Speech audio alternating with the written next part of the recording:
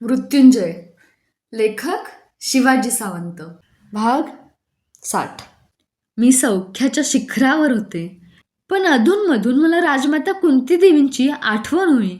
म्हणूनच सत्यसेन दादाला मी आवर्जून त्यांच्याविषयी मिळेल ती माहिती आणावयास सांगितलं होतं. तो जे जे सांगत होता ते ऐकून मला पांडवांच्या कर्तृत्वाचा अचंबा वाटत होता. केवळ 6 महिन्यांतच त्या 5 शक्तिशाली वीरांनी खांडवनाचं घनदाट अरण्य तोडून टाकलं होतं. त्यातील गगनचुंबी वृक्ष होत्याचे नव्हते केले होते.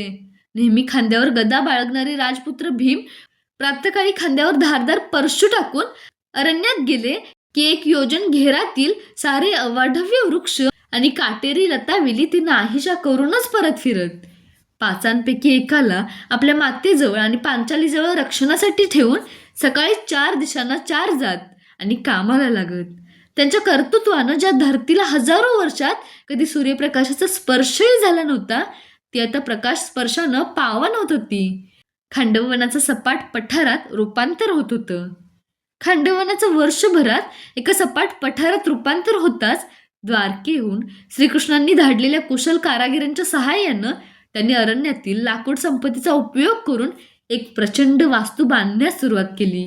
त्या वास्तूसाठी लागणारे प्रचंड पाषाण भीम खांद्यावरून वाहून आणत होते.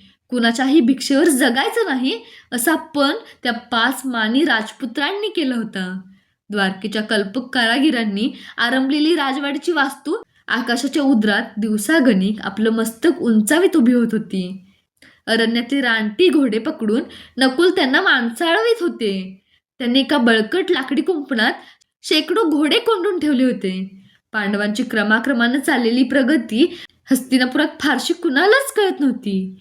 माझ्या आग्रहासाठी सत्यसेन दादा कधी कधी खांडवनात जाऊन सर्व माहिती काढून मला ती सांगत होता.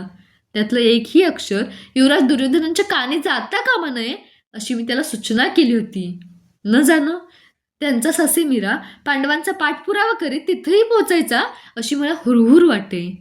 राजमाता कुंती देवींच्या आशीर्वादाच्या छायेत पांडव सुखात असावेत असं मला वाटे.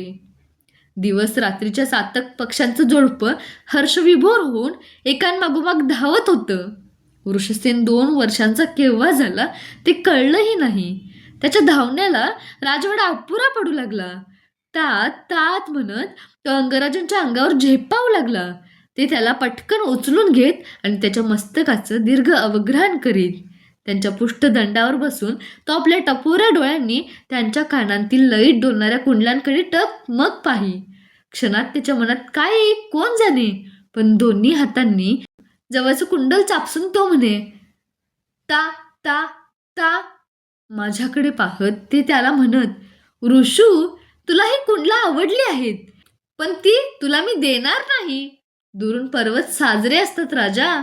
यासाठी काय काय मनस्ताप सहन केलाय मी हे तुला कसं सांगू. त्यांचं म्हणणं जणू पटलंच अशा थाटात तो हातातील कुंडलं झटकन सोडून देऊन माझ्याकडे झेपावे. मी त्याला घेता घेता म्हणे, अजून 2 वर्षांचा, नाहीतर त्याला तुमची भाषा आत्ताच कळायला लागले. मोठा झाल्यावर तो माझं काहीच ऐकणार नाही. तसं कसं होईल वृषाली? तो कर्णाचा पुत्र आहे. तो मातेला कधीच विसरणार नाही, ते अभिमानाने म्हणत. वृषसेनानं आपल्या आगमनानं जणू राजवाडा गजबजवायचं ठरविलंच होतं. त्याच्या शुभसूचक जन्मानंतर राजवाडा अनेक बालबोलांनी भरून गेला. वृषसेन 2 वर्षाचा झाला नाही तोच महाराणी भानुमतींनाही पुत्र झाला. त्याचं नाव लक्ष्मण ठेवण्यात आलं. त्याचं नामाभिधान फारच थाटात झालं. सहजच होतं, कारण तो कुरूंचा भावी राजा होता. महाराज धृतराष्ट्रांचा नातू होता. लक्ष्मणाच्या जन्मानंतर 1 मासानंतर सुप्रियेला एक पुत्र झाला. तो चित्रासारखा रेखीय होता, म्हणून त्याचं नाव चित्रसेन ठेवण्यात आलं. चित्रसेनाच्या जन्मानंतर अंगराजांपेक्षाही आतुरतेनं मी सुप्रियाच्या कक्षात गेले. तिच्या शय्येवरच्या अर्भकाकडे मी उत्सुकतेनं पाहिलं, पण त्यालाही कुंडलं नव्हती. अंगराजांच्या कोणत्याही अपत्याला कवच कुंडलांचं दैवी देणं लाभणार नव्हतं हे आता निश्चित झालं होतं. पण ते निश्चित झाल्यानंतर ते अधिक गंभीर झाले होते. त्यांना नेमकं काय खटकत होतं ते कुणालाच कळत नव्हतं. कधी कधी गंगेच्या पात्रात दिवसभर उन्हात सूर्याला अर्घ्य देत ते उभे असत. भोजनाचीही शुद्ध त्यांना नसे. मला त्यांची चिंता वाटू लागली. माझा पती सामर्थ्यशाली, सुस्वरूप होता, सद्गुणी होता. कोणत्याही स्त्रीनं आपलं जीवन सर्वस्व त्याच्या चरणांवर ओवाळून टाकावं असा अद्वितीय होता. पण त्यांच्या मनाचा थांब नीट कुणालाच लागत नव्हता. मी त्यांच्या नित्य सहवासात होते, पण कधी कधी मला उगाचच वाटे की आपण एका पुरुषाच्या सहवासात नसून तेजाच्या वलयातच उभ्या आहोत. आणि म्हणूनच त्यांच्या पुढं काही काही गोष्टी बोलण्याचे धैर्य मला कधीच होत नव्हतं. मागे एकदा युवराजनी दुश्शला देवींनी मला विचारलेला एक प्रश्न मी त्यांना सांगितलेला नव्हता. कोणता म्हणून त्यांनी मला बरंच छेडून पाहिलं, पण मी काहीच कळू दिलं नाही. तो प्रश्न तसा चावट होता.